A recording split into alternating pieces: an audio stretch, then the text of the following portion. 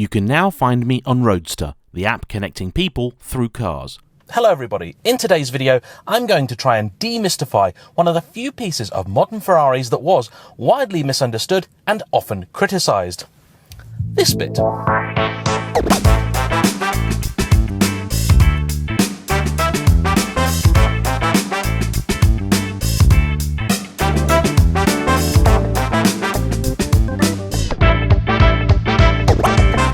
With the introduction of the 458, Ferrari brought in a brand new way of controlling all of the functions in their cars. And it's fair to say that was met with quite a bit of criticism. In fact, even amongst owners, a lot of people don't seem to fully understand how this all works. But I believe with just a little bit of patience and thought, it's actually nowhere near as bad as people make out. Ferraris are the sort of thing that have this constant special aura about them, which I do rather like. It's something that makes them so appealing, so exotic. However, I do also greatly believe in trying to make all cars a little bit more accessible, a little bit more friendly, and a little bit more understandable. Very often people that get to drive these cars only have them for a short period of time, and when that's the case, you're not interested in working out how all of this stuff actually functions. You just want to get out there and drive it. Totally understandable. So today I'm going to take a little bit of time to talk through all of these buttons and controls here and see if we can make some sense of them. If you have enjoyed this video, please pop into the comments down below and tell me so, because that'll inspire me to make a few more like it whenever I come across a car like this that has something often misunderstood. If you have enjoyed this video, I'd recommend checking out one by Barkaways, who recently did a sort of real in-depth look at an F40 and talked about all of the things that we never really see discussed. I also want to say a big thank you to today's sponsor, CarVertical, the super-powered super search that cross-references a number of different databases across the globe to help you learn just a little bit more about the history of any car you're looking to either buy or sell. I've used it for a number of purchases myself and found it a very, very useful tool to have in your arsenal of car buying techniques. With that in mind, I suppose we should begin. So, this is my F12. If you haven't seen it already, I have an F12, and the layout here is very much the same as you'll find in many of the cars that I have previously mentioned. To begin, we're going to need to put the key in, because this car still has a regular traditional key, very much the same as in a Maserati or something.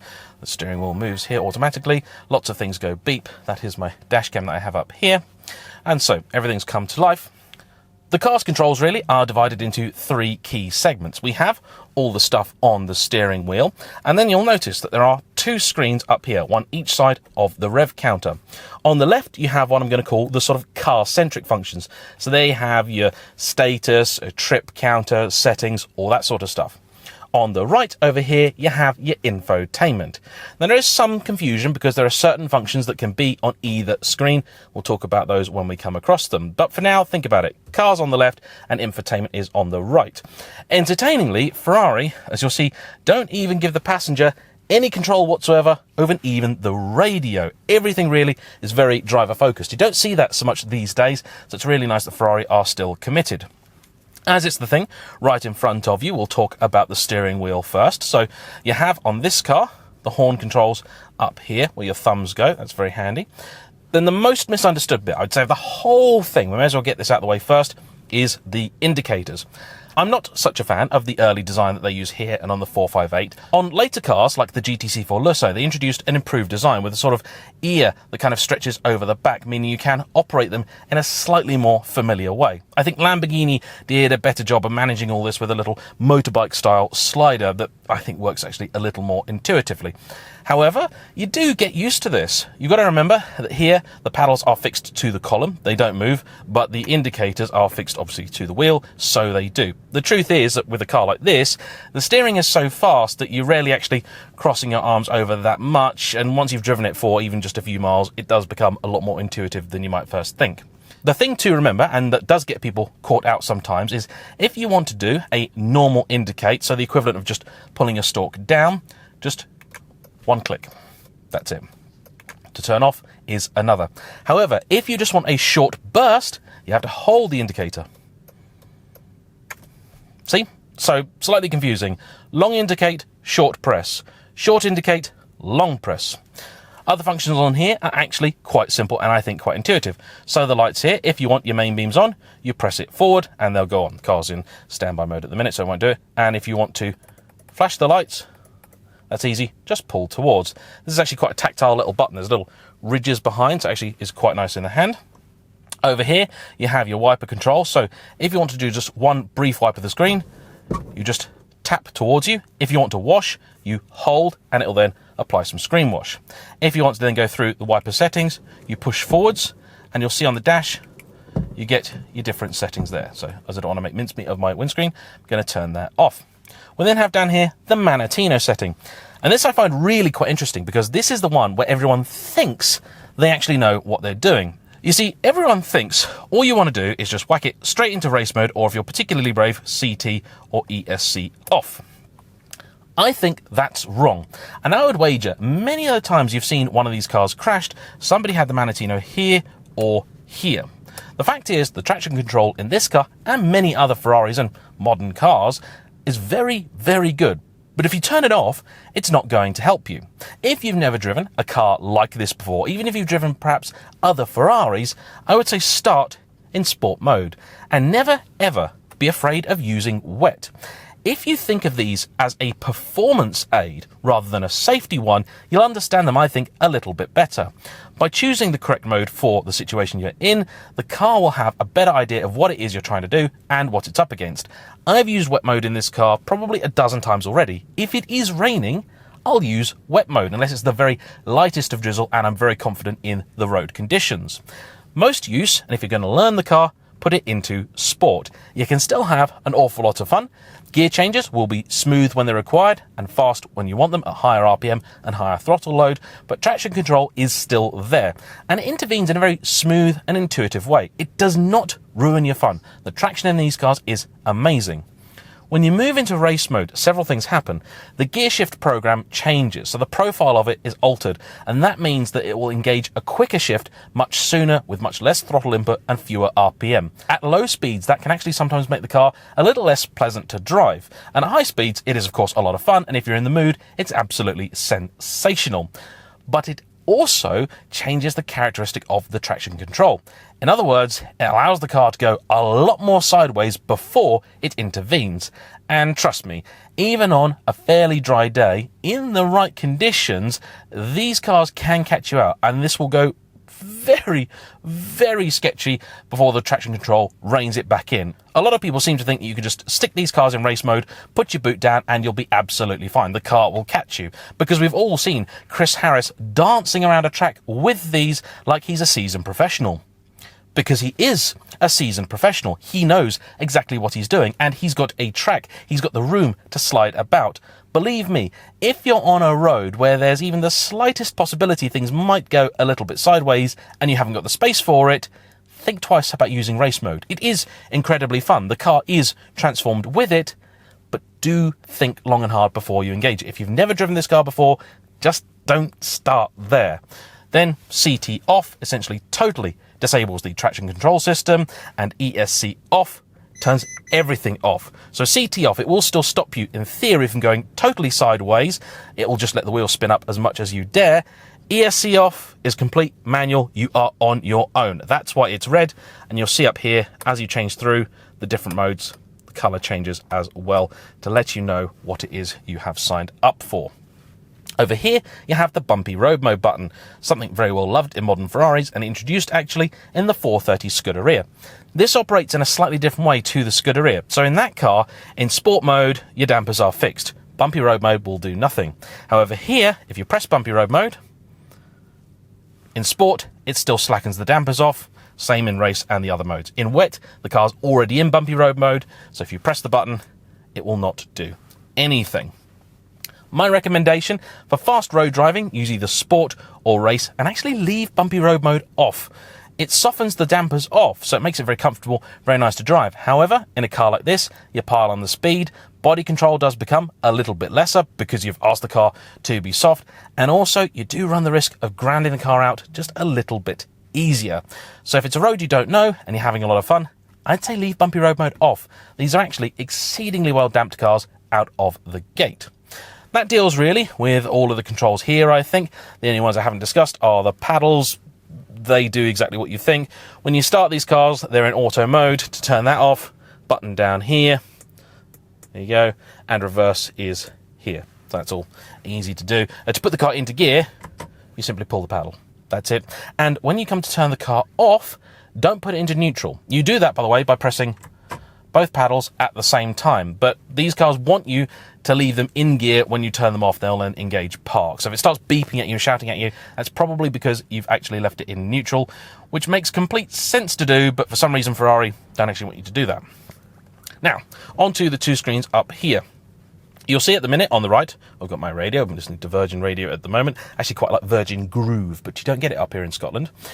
Then on the left, we have the speedo, and you'll notice there's actually two of them. There's an analog one, and there is a digital one at the bottom. The digital one at the bottom is pretty much always there. You've also got your fuel gauge, which only got a couple of bars in. And in an F12, when you're at 2 bars, you definitely want to fill this car up.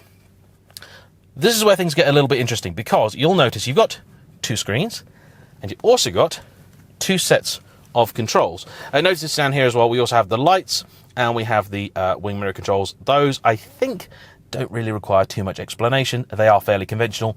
Same for the HVAC controls, really. They kind of do exactly what you think that they might. One thing Ferrari seem to enjoy doing is hiding some of the really obvious controls you might expect to find down here. All you've actually got is the fuel filler release and a button for the boot. But if you're looking for the lock switch, you'd expect it to be around here, or perhaps here. It's not. It's actually up here. Ferrari love hiding stuff on the roof of their cars. Here you've got some basic controls, stuff to operate the little interior light. You've got an interior alarm disable here for if the car's being towed. This button here is quite handy and will turn off the front parking sensors. And then here is your door lock and unlock. Took me ages to find that first time round. So let's talk about this screen here. So if you want to go to the menu, you press the main button here and you'll get this.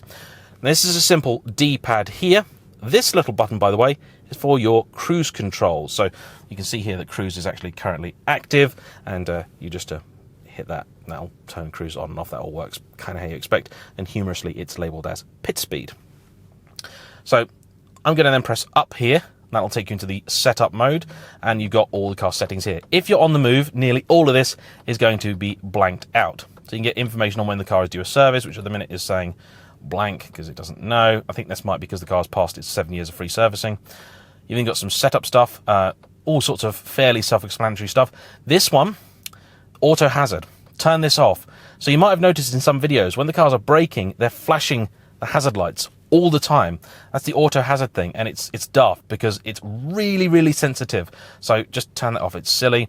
You've got volumes for all sorts, the light sensors, the RPM on the steering wheel. That's the little lights here that illuminate as you begin to rev the car out. That's a frustrating one. Glove box key. So glove box key on actually means you can undo the glove box. If you turn this to off, can't get in the glove box. So if you've got in one of these cars and you can't get in the glove box, that might be why. And that really is it. You can calibrate your TPMS if that's gone out of whack, and it kind of does all the time. And the rest of it's all fairly self-explanatory stuff. One thing to point out is this display setup item, the display right. You can have all sorts of different stuff here, and you can choose between having either an analog tacho or a digital speedo. I quite like the digital one because it's easy to read. And that's really all you need to know for the setup. Trip then is, as you kind of might expect it gives you all your trip information. So it tells you your top speed, which obviously was achieved off-road, average speed, travel distance, all sorts of stuff. The one thing you will never find in these cars is an economy counter. Nowhere in this car will it tell you what fuel economy you are getting. That's very wise. Below, you've got status. This is the most useful of all the screens. So this is where you will sometimes see the speedo. Then, if you click left and right, you can cycle through some temperatures here. So we've got water and oil. Then you've got oil pressure. You've got voltage, which I need to keep an eye on because I'm sat here for quite some time filming this. You've then got your tyre pressures and temperatures. That's very handy. And then we are back to this. The fun screen, and one which has a shortcut key here, is VDA. VDA is Vehicle Dynamic Assistance, and it's 3 screens chiefly aimed at helping you with your track performance, but I think it's also pretty cool to look at to help you understand how some of the different systems in the car work. First up, you've got a fairly basic and self-explanatory lap timer, which you can operate using the D-pad down on the left. Next, you have this screen here, which essentially shows you the temperature of the tyres and the engine in a quick and easy to understand way.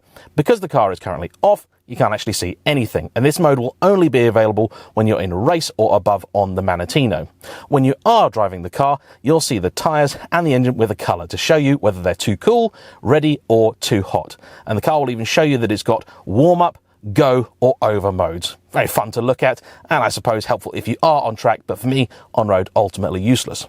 The most interesting screen is this final one, which shows you all of the different modes that the car's various systems have. You have the F1 track traction control system, then you have Ferrari's E differential, next up the F1 dual clutch gearbox mode, then you have the stability control, the ESC, next to that, ABS, and finally the magnetic dampers. To show you how this screen works, if you scroll through on the Manettino, the different settings, you'll see which of the different modes the car is using. You'll notice that for only one setting, the E-Diff, does the car actually have 5 different modes. Some of the others, like for example the ABS, have only 2 or 3. And you'll see then that some changes are quite significant, some changes less so. As you can see there, when we turn the car into CT off mode, the traction control is completely disabled. You also notice that, say, when you're in race, the gearbox is already in its most aggressive setting, whereas in sport, it's one step down, same for the dampers, and then wet, one set again. You can then see here what happens when you press bumpy road mode, because the car then goes into its softest setting for the dampers. I really like this setting because it does give you a genuine appreciation of what happens when you're actually operating the little Manettino down here. We'll move now over to here, and I'll show you the bit where these two cross over. So you'll notice it looks very similar, but you've actually got an extra button over here, and whereas this is a basic D-pad, this is more iDrive style thing, so you can rotate it and you can move it up and down and so on as well. One thing I did actually miss out was over here is if you simply just press the OK button, that will alter your little display at the bottom right there. So it'll give you either the range or your trip counters or your overall mileage. So this car's on 25,346 miles. If you want that big speedo display over here, there's 2 ways you can do that. You can either turn everything over here off. So if you hold one of these buttons, it'll do the lower function. So either on, off, setup, or view. You hold, it'll do one of those. And then you see we've got our speed up here. If I turn the stereo and everything back on, the other way to get that up without turning the radio system off is to hold this button here where it says view, and then you'll notice that jumps over there. And if I had it in the menu set to the analog tacho, you'd still get the analog display over here. All right, so let's get back out of that, and then I'll talk you through this, and it really is quite simple as well. The only bit that is ludicrously confusing is the nav system, which is completely and totally useless. Honestly, absolutely tragic. It's awful. If you do have to use it though, get into the nav screen and you press this in, and then you've got all your destination entry, get home, all that sort of stuff. Honestly, it's awful. It's really, really bad. It doesn't seem to do proper 7-digit postcode. It doesn't know where half the streets are. It's tragic. Pressing the back button will always eventually get you back to this main menu. If you press down, that will access the phone screen, which does kind of everything you might think. And notice there are several ways you can navigate this. You can rotate this here. You can actually also move it up, down, left, right. Although if you do the left and right on this screen, it will sometimes move you between the 2 little tabs. Media, if you click that right, that will then give you your Bluetooth, and if you had a USB stick plugged in, that would also give you that as well. As you can see, it's not very clever, it's not very decent. It thinks no matter what it is that I am playing, the album is the Footloose 15th anniversary release. Radio, also very simple. Press this left. I then get demonetized for music coming over. And this is hilarious, right? If ever anything was nonsensical in this car, allow me to show you. So, if you want to not listen to Chris Evans, which is always perfectly understandable, rotate this. You'll then get a list of all of the radio stations that the car can get to. So you go, okay, all right, what do I want to listen to? Oh, I've got loads of choice. I've got all the BBC stations. Not everybody loves the BBC. I actually quite like BBC radio. But let's say, okay, you want Capital Extra. Okay, so you want Capital Extra. So you go, okay, well, I'm going to press that button. We've got Planet Rock. I don't get why. I do not understand why. Maybe someone can explain, because this is where I really do get frustrated with this car. No matter which radio station you choose, it will set you to your 6th preset option. So you can set some radio station presets. And if you go to the presets only setting, If you choose one of these, it'll give you the one you've asked for. Nice and easy. But when you've not got the presets, get Absolute Radio 70s, I get Planet Rock again. Luckily, there are a couple of other ways you can find a different radio station. Whatever option you've got actually selected, press this down here and you'll get the seek buttons appear so you can go forward and backwards through everything. On the back of the steering wheel, there are also a couple of little FCA style little toggle switches here. There's one on the left and there's one on the right.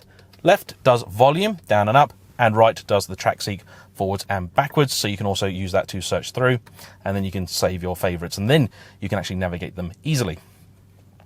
If you want to set the settings, press the menu button briefly, and you can store a station, you can do different things and all that sort of stuff.